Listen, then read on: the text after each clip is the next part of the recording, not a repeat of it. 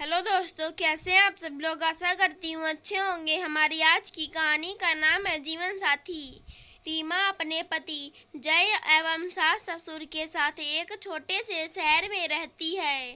थोड़ा कम पढ़ी लिखी पर बहुत समझदार और शांत लड़की है। सबको खुश रखने की कोशिश करती है, पर सासू माँ को बिल्कुल विश्वास नहीं है उस पर। रीमा गांव में पली बड़ी है और सासू माँ को लगता है गांव के लोग चोर होते हैं। वो तो चाहती ही नहीं थी अपने बेटी की शादी उससे करवाना, पर क्या करे। एक शादी में जय को पसंद आ गई रीमा और उसकी जिद के आगे झुकना पड़ा उन्हें। वैसे तो सासू माँ भी गांव में ही रही हैं। वो तो बच्चों को पढ़ाने के खातिर जय के पापा ने कुछ साल पहले इस शहर में ट्रांसफ़र करवा लिया और घर बनाकर यहीं रह गए। पर अब शायद वो ये सब भूल चुकी हैं। वो हमेशा यही कहती रहीं, जैसे बहू को पैसे मत देना वरना वो अपने माँ बाप को भिजवा देगी। और हाँ, उसे बताना भी मत तुझे कितनी तनख्वाह मिलती है। कभी देखा नहीं होगा ना पैसा। पता नहीं कब बुद्धि घूम जाए। कुछ कहता जाए तो बहुत झगड़ा करती और रो रो कर आस पास वालों को इकट्ठा कर लेती। आखिर रीमा ने ही मना कर दिया जय को कि नहीं चाहिए उसे पैसा।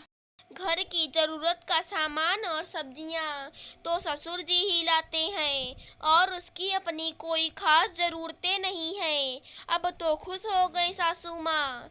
घर की ज़रूरतों के नाम पर पैसे लेती जैसे, और आए दिन अपनी बेटी और बहन को जो उसी शहर में रहती हैं बुलाकर कभी त्योहार तो कभी व्रत के दान, कभी बर्थडे तो कभी एनिवर्सरी के नाम पर पैसे देती रहती। ऐसा नहीं कि जय नहीं देता उन लोगों को, पर उन्हें अपनी तरफ से चुपके से देना होता था और महीना पूरा होने से पहले ही फिर से मांगना शुरू हो जाती।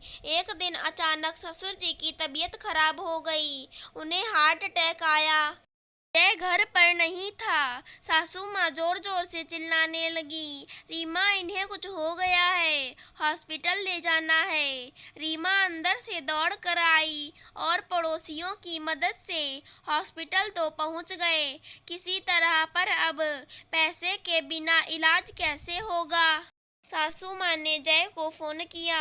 वो दोनों रोने कोसने और झगड़ने में लगे रहे और रीमा ने सारी फॉर्मेलिटीज़ पूरी की। जय भी आ गया। उसे यही चिंता थी कि ये लोग क्या करेंगे, क्योंकि माँ ने बताया उनके पास पैसे ही नहीं हैं और बिना पैसे के तो प्राइवेट अस्पतालों में एडमिट भी नहीं करते।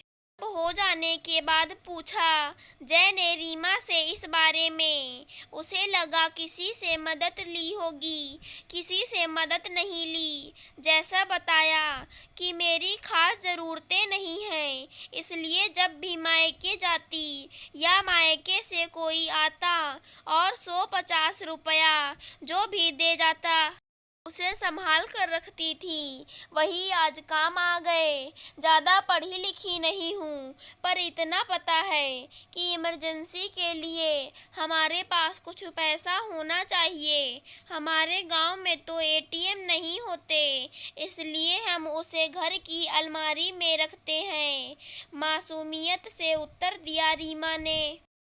अब सासू माँ की आंखें खुल गई थी और जय को भी गर्व हो रहा था ऐसी जीवन साथी पाकर।